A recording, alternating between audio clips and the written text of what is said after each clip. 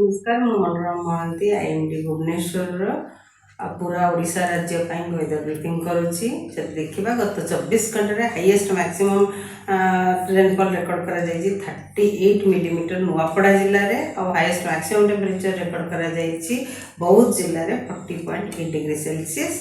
आगामी 7 दिन जो फोरकास्ट रही आगामी 7 दिन पर्यंत वर्षा हल्का मध्यम धरण वर्षा सहित बिजुली घड़घड़ी भी रही संभावना रही।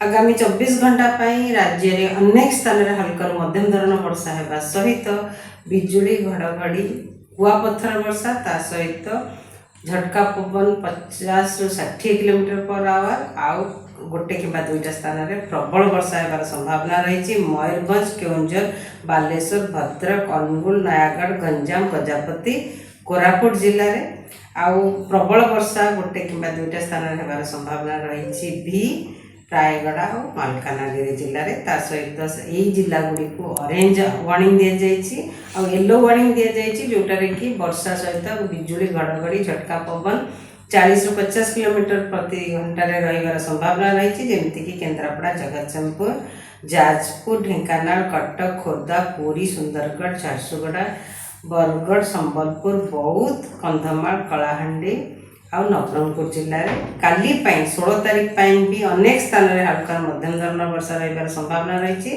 सहित येलो वार्निंग दि जाइए जोटार कि वर्षा सहित बिजुली घड़घड़ी वर्षा और झटका पवन 40 ରୁ 50 किलोमीटर पर आवर प्रति घंटा रही संभावना रही। मयूरभंज केउंझर बालेश्वर गंजाम गजपति कोरापुट नवरंगपुर जिले में 17 तारीख रे कोस्टल ओडिशा मयूरभंज केउंझर रायगढ़ मालकानगिरी कोरापुट नवरंगपुर जिले में वर्षा रही संभावना रही। सहित वार्निंग दि जाइए येलो वार्निंग दि जाइए जोटार कि बिजुली घड़घड़ी सहित झटका पवन 40 ରୁ 50 किलोमीटर प्रति घंटा रही संभावना रही। वर्षा सहित मयूरभंज केउंझर बालेश्वर रायगढ़ नवरंगपुर कोरापुट मालकानगिरी जिले में 18 तारीख रे भी वर्षा वार्निंग दि जाइए येलो वार्निंग दि जाइए मयूरभंज केउंझर बालेश्वर भद्रक केन्द्रापड़ा जगतसिंहपुर जाजपुर रायगढ़ कलाहांडी नवरंगपुर कोरापुट मालकानगिरी जिले में जोटार कि वर्षा सहित बिजुली घड़घड़ी झटका पवन 40 ରୁ 50 किलोमीटर पर आवर